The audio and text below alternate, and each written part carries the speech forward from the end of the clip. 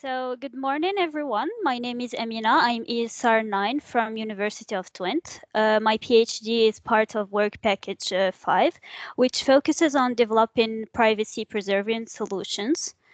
A few words about my background. So I'm from Casablanca, Morocco. I have a background in mathematics and cryptography, and some basic knowledge in biometrics that I'm currently sharpening at the UT. So nowadays, to remotely access a certain service, you might be asked to show your face in order to prove that you are physically present. And to prove that, you don't need to remember a complex password or carry a token that you may lose. All you need to do is to present your face to an acquisition device, such as a camera, and then your facial image is transformed into a feature vector that will be either stored in a database for a later retrieval, or will be used by the system to decide whether or not it recognizes your face. So from the moment when your facial image is acquired, your biometric data runs the risk of exposure, which makes it a highly sensitive data because when it's exposed once, it is forever and it cannot be regenerated again. So biometric data needs to be very well protected when it's stored and carefully manipulated during the recognition process. Unfortunately, fortunately, cryptography provides us with a set of tools that allows us to better protect the biometric data throughout the entire recognition process. So first, the data needs to be stored. That means that we need to encrypt it, but the recognition process will need to perform some algebraic operations over it, which is not feasible with a normal encryption unless we decrypt, compute, and then re-encrypt again. However, our goal is to keep the biometric data protected during the entire process, so we definitely need to avoid decryption. And luckily, in cryptography, there's a category of encryption schemes that are homomorphic and support computations over encrypted data without decrypting it. On the one hand, homomorphic property offers us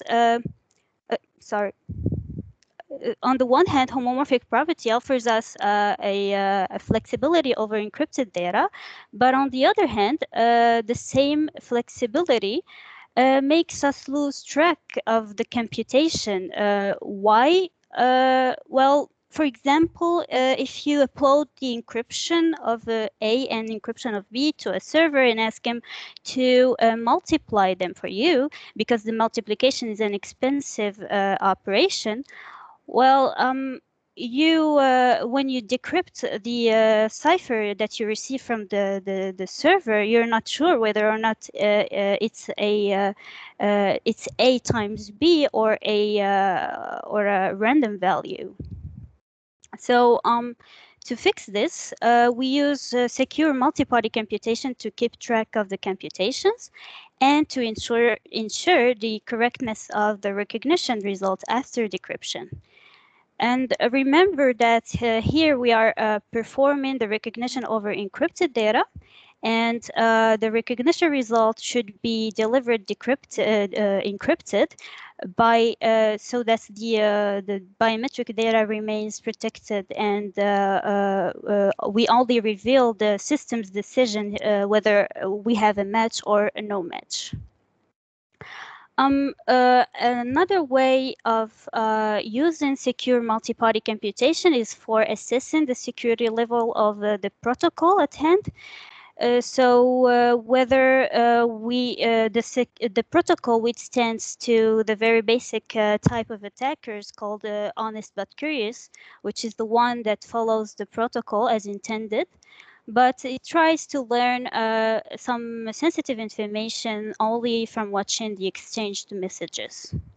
Or the protocol withstands to a more powerful type of attackers, known as a malicious attacker, which is the one who extensively deviates from the protocol in order to learn sensitive information or change the recognition outcome by, for example, injecting inconsistent messages.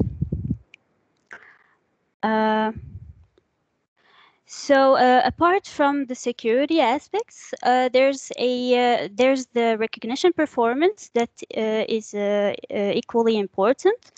So according to the state of the art, modern deep learning models, such as adversarial autoencoders, are capable of to extract features that are more discriminative.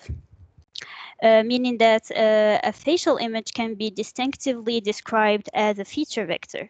So once we have good features, we can use them to pre-compute the log likelihood classifier and arrange it into lookup tables. And this approach reduces the biometric recognition to 3 simple operations, which are only selection from the table, sum, and comparison to a threshold. And using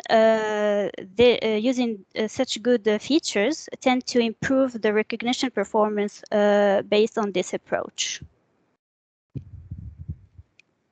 So the goal, so in my PhD, my tasks will be equally split between biometrics and cryptography. And they are nicely separated thanks to the HLR approach, since the encryption preserves the biometric accuracy. So I will be working on the design of a deep learning-based biometric recognition system to extract good features, and in parallel, the construction of protocols that are secure against malicious attackers. And of course, the end solution should satisfy the 3 trade-offs: biometric accuracy, security, and efficiency. What is planned for this PhD is that I first sharpen my knowledge in deep learning-based recognition methods and investigate the construction of multi-party protocols that are secure against malicious adversaries in order to construct a robust biometric recognition protocol. And in parallel to that, I will do a first secondment at a research institute, NR, where I will be working with FIAN, ESR 11, mainly on secure implementation of privacy-preserving multi-party protocols based on homomorphic encryption. Then I will do a second secondment at the company SecuNet, where I will have the opportunity to acquire better insight in real-life applications and will contribute to SecuNet's project. That was it. Thank you for your attention. If you have any questions, I'll be glad to answer.